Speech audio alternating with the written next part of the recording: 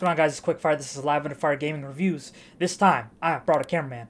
If you're new here, essentially, we do gaming reviews, gaming news, and overall thoughts on the industry, all live under fire while playing the most hectic games manageable. Today, we got a Oblivion Remastered review for you today. Mr. Cameraman, can you tighten up, please, and put us in a dirt patch somewhere?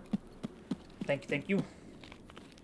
So, quick backstory on Oblivion. I never played the original. I only played Skyrim. Love Skyrim. Skyrim is one of my top 5 games of all time. I think Skyrim is an absolute 10 out of 10. And Oblivion also had guilds like Skyrim, so it really interested me in wanting to play the game in the first place. Now, upon playing this game, it kickstarts off with Tiber Septim, the Emperor himself. He gets assassinated. Chaos breaks out. But the stakes, they're so much higher than this because the Empire has to live on somehow. Because it's the only thing that can stop the Oblivion threat that's in the game. That's the literal hell on earth threat that's happening. You're thrown into this world as a prisoner, nothing special, but then you're trusted with a mission straight out of Game of Thrones, where you have to find the lost heir, Martin Septim, the last of the Septim bloodline. You become this right hand of the king. Mr. Cameraman, we're dilly-dallying a little bit too much here. Why don't we get up and start moving?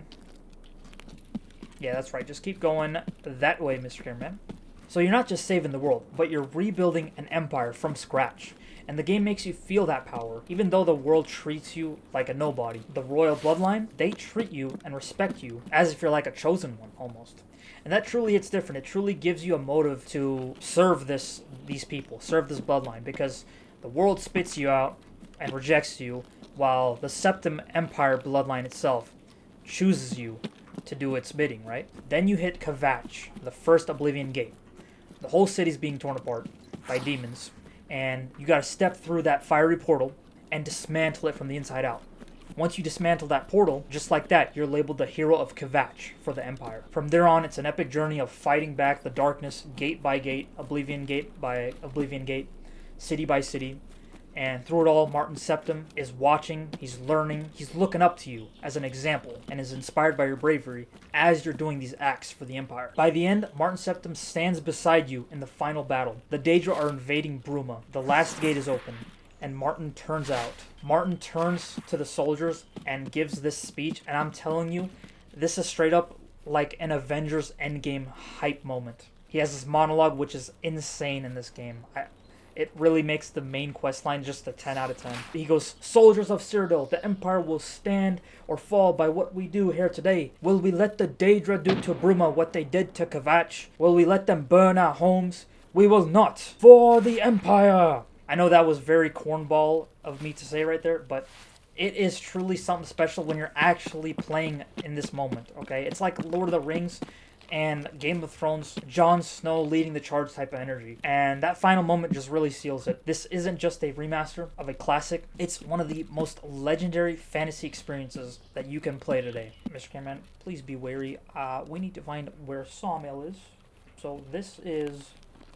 Okay, you need to follow this road right here, Mr. Cameraman. And it's not just any legendary fantasy experience. It is one of the best, and it's one where you shape the future of the world. If I were to wrap the story and give it a score, I would give it a 10 out of 10. Story-wise, this game is a 10 out of 10. I like the main quest line of this more so than I did Skyrim. Skyrim's main quest line wasn't as impactful as this one, in my opinion. It was a lot more boring. But Skyrim did have better guilds. I think the Skyrim guilds were better. So if I were to compare, I would say Oblivion's main quest, 10 out of 10. Skyrim's main quest, I'd give it an 8 out of 10. However, Skyrim's guilds, 10 out of 10. Oblivion's guilds, I will give it a 9 out of 10. I would say the cave design and the dungeon design of Oblivion is worse, though. I don't like the repetitiveness in that design. I would say I would give it a 7 out of 10 for Oblivion caves and dungeons. And I would give Skyrim's dungeons, I would give it like a 8.5 to 9 because I like the fact that Skyrim's dungeons were at least unique, and each one had a different layout, and it was not just copy and pasted. But it's really impressive. One thing about Oblivion that's really impressive is that the story actually creates a valid discussion on which side you should choose in Skyrim. Like, it brings up the argument that should you pick the Stormcloaks in Skyrim? Should you pick the Imperials? Because, you know, the Stormcloaks weren't the ones who had you on the chopping block without a trial for an alleged crime. They didn't even have valid proof. They just said that you did an alleged crime and wanted to chop your head off, right? Whoa, Mr. Cameraman, what is that? Oh, Mr. Cameraman, we're getting shot at. Mr. Cameraman, lock in. Go into the woods. Into the woods. Okay, Mr. Cameron, there's someone in front of us. Who's that? Hey! Okay, you know what? It's fine. That happens, Mr. Cameraman. You'll be back up and you'll be alright, Mr. Cameraman. You'll be alright.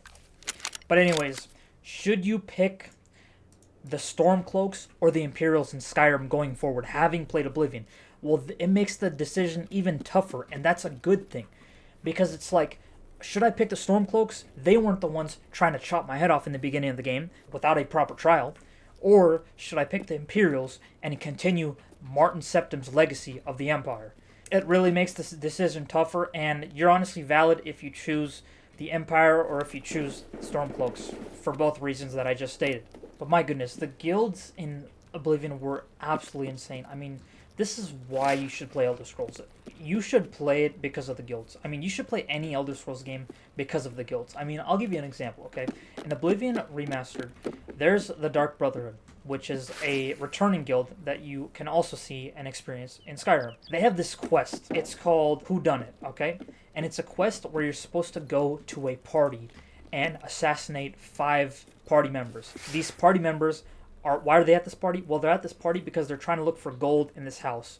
And the host of the party locks them in the house so that they can do this scavenger hunt in the house. You have to separate these individuals and assassinate them, each person individually, while not getting caught. Now, once you get the first dude, once you eliminate that individual, you... Oh, okay, what is that noise? But folks, as I was saying, okay, this party mission turns into you taking out 5 people by separating them into individual rooms. It turns into, when you take out one person, it turns into a murder mystery. These folks start freaking out. They're like, oh my god, this person's... Oh, Mr. Cameron, there's someone right there. Is that a PMC, Mr. Cameron? Why don't you go check, Mr. Cameron? Mr. Cameron, go check right now. See if that's a man or a woman. Or a robot. Okay, go. Hey! Bro, stop! Okay, Mr. Cameron, good kill. Take his stuff. Violate his actually I can't say that on YouTube, but get wrecked, kiddo, nonetheless. Get wrecked. Okay, we got a motion sniper. That's so good, dude. I love the motion sniper, dude. It's such a good... actually, my cameraman loves it. I am not playing this game, so my cameraman loves the sniper, nonetheless, folks. Okay. Whoa. Do we have heals? What are we doing here, Mr. Cameraman? Our thorax? Oh, no, Mr. Cameraman, you need a heal. Does he have heals on him? Oh, no, he doesn't. Okay. Don't panic, Mr. Cameraman. Do not panic. Old Road Gate, that's right here. Wait, let's... Mr. Cameraman, why don't you check and see if you have any heals about you? Any heals here? No heals. Okay.